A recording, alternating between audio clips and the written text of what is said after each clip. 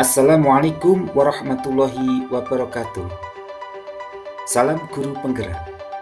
Pada video kali ini saya akan memaparkan demonstrasi kontekstual tentang bagaimana menjalankan pengambilan keputusan sebagai pemimpin pembelajaran. Perkenalkan, saya Muhammad Khairuddin, CGP Angkatan 4 dari Kabupaten Blitar. Pada kesempatan kali ini, saya akan melaporkan dalam bentuk jurnal monolog tentang bagaimana pengambilan keputusan sebagai pemimpin pembelajaran.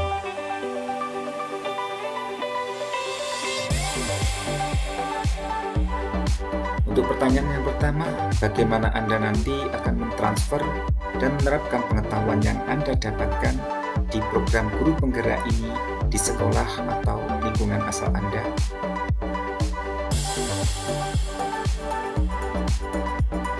Manusia yang baik adalah manusia yang baik budi pekerti dan bermanfaat bagi orang lain. Kata bijak ini sebagai pedoman saya dalam menjalankan kehidupan sehari-hari.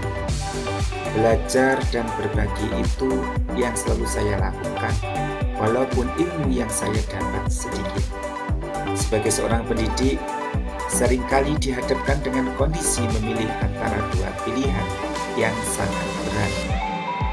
Kita sebagai guru sekaligus sebagai pemimpin pembelajaran diharapkan dapat mengambil keputusan-keputusan yang tepat dan benar, serta tidak memihak pada salah satu dari suatu masalah yang sedang dihadapi.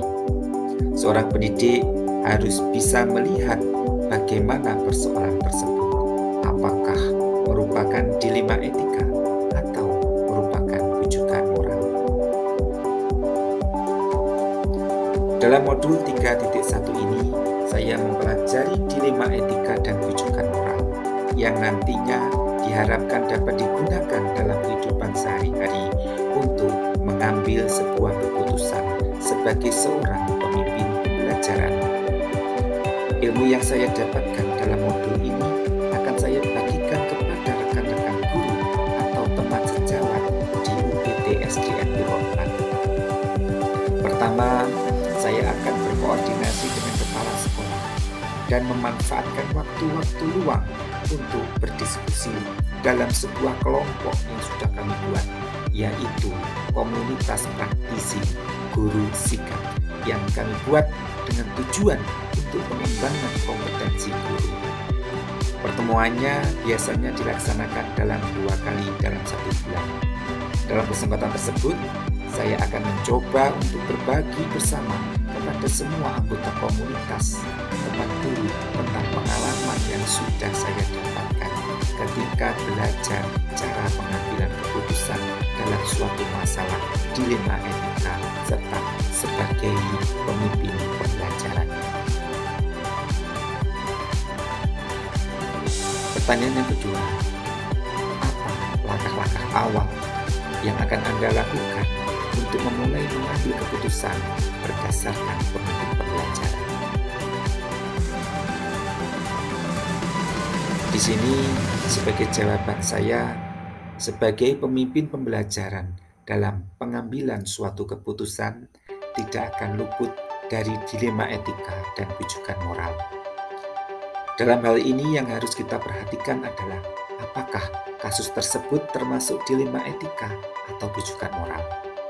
Dan untuk mengetahuinya, kita dapat melakukan langkah awal untuk identifikasi masalah agar bisa diketahui bahwa kasus yang dihadapi adalah benar-benar dilema etika atau rujukan moral.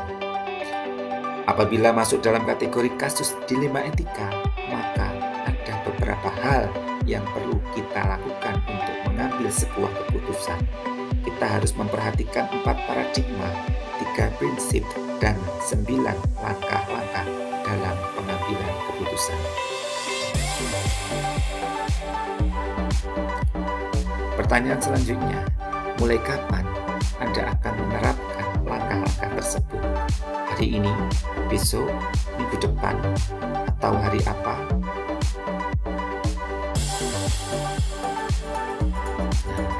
Setelah saya memahami modul 3.1 tentang pengambilan keputusan, akan langsung saya terapkan dan akan berusaha semaksimal mungkin untuk memecahkan suatu masalah yang ada di lingkungan sekolah dengan memperhatikan 4 paradigma, 3 prinsip, dan 9 langkah pengambilan keputusan. Jadi, mulai saya mendapatkan ilmu ini, maka saya akan mencoba mempraktikkan dengan kondisi kehidupan sehari-hari yang saya jalani, baik di lingkungan sekolah maupun di lingkungan masyarakat.